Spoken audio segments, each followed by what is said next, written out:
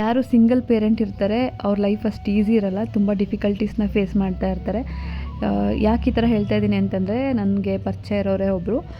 So ಅವ್ರಿಗೆ ಅವ್ರ husband ತೀರ್ಕೊಂಡಿದ್ದಾರೆ, ಚಿಕ್ಕ ವಯಸ್ಸಿಗೆ ತೀರ್ಕೊಂಡ್ರು, ಇಬ್ಬರು ಮಕ್ಕಳಿದ್ರು. ಸೊ ಗಾರ್ಮೆಂಟ್ಸ್ಗೆ ಹೋಗಿ ಅವ್ರ ಮಕ್ಳಿಗೋಸ್ಕರ ಕಷ್ಟಪಟ್ಟು ದುಡಿದು ಚೆನ್ನಾಗಿ ಓದಿಸ್ಬೇಕು ನನ್ನ ಮಕ್ಕಳನ್ನ, ಅವ್ರ ಕಾಲ ಮೇಲೆ ಅವ್ರು ನಿಂತ್ಕೋಬೇಕು ಅಂತೆಲ್ಲ ಕಷ್ಟಪಟ್ಟು ಬೆಳಗ್ಗೆಯಿಂದ ಸಂಜೆ ತನಕ ಕೆಲ್ಸಕ್ಕೆ ಹೋಗಿ ಬಂದು ಮಕ್ಳನ್ನ ಸ್ಕೂಲ್ ಫೀಸ್ ಕಟ್ಕೊಂಡು ಸಾಕಿದ್ರೆ, ಟೀನೇಜಿಗೆ ಬಂದ ತಕ್ಷಣ ಅವಳು ಲವ್ ಮಾಡಿಕೊಂಡು ಅವನ್ನೇ ಮದುವೆ ಆಗ್ತೀನಿ, ಅವನ ಜೊತೆ ಹೋಗ್ತೀನಿ ಅಂತ ನಿಂತಿದ್ದಾಳೆ. ಚಿಕ್ಕ ವಯಸ್ಸಿಂದ ಅವ್ರ ಅಮ್ಮನ ಕಷ್ಟ ನೋಡಿದ್ರೂ ಈ ಥರ ಎಲ್ಲ ಮಾಡಿದ್ರೆ ಏನು ಅವ್ರಿಗೇನು ತಲೆಯಲ್ಲಿ ಬುದ್ಧಿ ಇದೆಯಾ ಇಲ್ವಾ? ಲವ್ ಮಾಡೋದು ತಪ್ಪಲ್ಲ, ಒಂದು ಏಜಿಗೆ ಬಂದಾಗ ಓಕೆ ನಾನಿವಾಗ ಮದುವೆ ಆಗೋ ಏಜು ಆ ಥರ ಅಂದಾಗ ಮಾಡಿದ್ರೆ ಅದೊಂಥರ.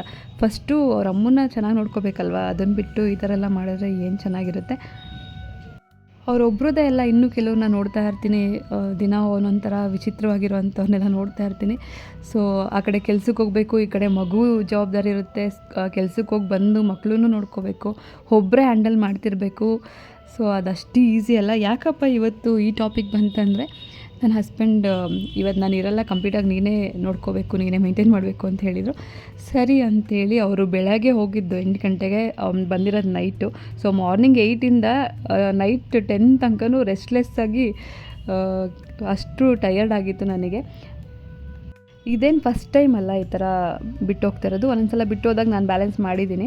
ಸೊ ಬೆಳಗ್ಗೆನೇ ಎದ್ದು ನನ್ನ ಮಗಳನ್ನ ರೆಡಿ ಮಾಡಿ ಅವಳನ್ನ ಸ್ಕೂಲಿಗೆ ಬಿಟ್ಟು ಬಂದು, ಅದಾದಮೇಲೆ ಮತ್ತೆ ನನ್ನ ಮಗನ ಕರ್ಕೊಂಡು ಮತ್ತೆ ಶಾಪ್ ಓಪನ್ ಮಾಡಿ ಶಾಪ್ ನೋಡಿಕೊಂಡು, ಅದಾದಮೇಲೆ ಮತ್ತೆ ಮಧ್ಯಾಹ್ನ ಬಂದು ಮತ್ತೆ ಅವಳನ್ನ ಪಿಕಪ್ ಮಾಡಿ ಮತ್ತೆ ಸಂಜೆ ಶಾಪ್ ಓಪನ್ ಮಾಡಿ ನೈಟ್ 10 ಗಂಟೆ ತನಕ ಶಾಪಲ್ಲಿದ್ದು, ಅಷ್ಟು ಈಸಿ ಎಲ್ಲ ಸಾಕಾಗೋಯಿತು. ಸೊ ಇದನ್ನೇ ಕಷ್ಟ ಅಂತ ಅಂದ್ಕೊತೀನಿ. ಬೇರೆಯವರೆಲ್ಲ ಇನ್ನೂ ಕಷ್ಟಪಡ್ತಾ ಇರ್ತಾರೆ, ನಾವು ಯಾವಾಗಲೂ ನಮಗಿಂತ ಇನ್ನೂ ಕಷ್ಟಪಡ್ತಿರೋರನ್ನ ನೋಡಿ ದೇವ್ರು ನನಗೆ ಇಷ್ಟಾದರೂ ಕೊಟ್ಟಿದ್ದಿಲ್ಲ ಅಂತ ಖುಷಿ ಪಡಬೇಕಷ್ಟೇ.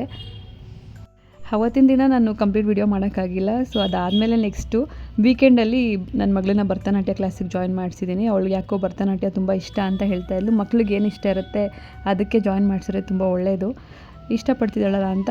ಅದ್ರ ತಕ್ಕನಾಗಿ ಕರೆಕ್ಟಾಗಿರೋ ಟೀಚರ್ ಸಿಕ್ಕಿದ್ದಾರೆ, ಅದೊಂಥರ ಖುಷಿ ಆಗ್ತಿದೆ. ನನ್ನ ಫ್ರೆಂಡ್ ಅನು ಸಜೆಸ್ಟ್ ಮಾಡಿದಾಗ ಇಬ್ಬರೂ ಜಾಯಿನ್ ಮಾಡಿಸೋಣ ಅಂತ ನೇಮ್ ಕೊಟ್ಟು ಬಂದಿದ್ದೀನಿ ಅಂತ ಹೇಳಿದ್ರು. ಸೊ ಅಲ್ಲಿ ಒಂದು ಸಲ ಡೆಮೋ ಕ್ಲಾಸ್ ಬೇಕಿದ್ರೆ ನೋಡಿ, ನಿಮ್ಗೆ ಇಷ್ಟ ಆದರೆ ಜಾಯ್ನ್ ಮಾಡಿಸಿ ಅಂತ. ಸರಿ ಅಂಥೇಳಿ ಹೋಗಿ ನೋಡಿದ ತಕ್ಷಣ ನಮಗೆ ತುಂಬ ಇಷ್ಟ ಆಯಿತು ಅವ್ರ ಟೀಚಿಂಗೆಲ್ಲ. ಸೊ ಜಾಯಿನ್ ಮಾಡಿಸ್ಬಿಟ್ಟು ಬಂದೆ. ವೀಕೆಂಡಲ್ಲಿ ಮಾತ್ರ ಇರುತ್ತೆ 2 days, ಸ್ಯಾಟರ್ಡೆ ಆ್ಯಂಡ್ ಸಂಡೇ.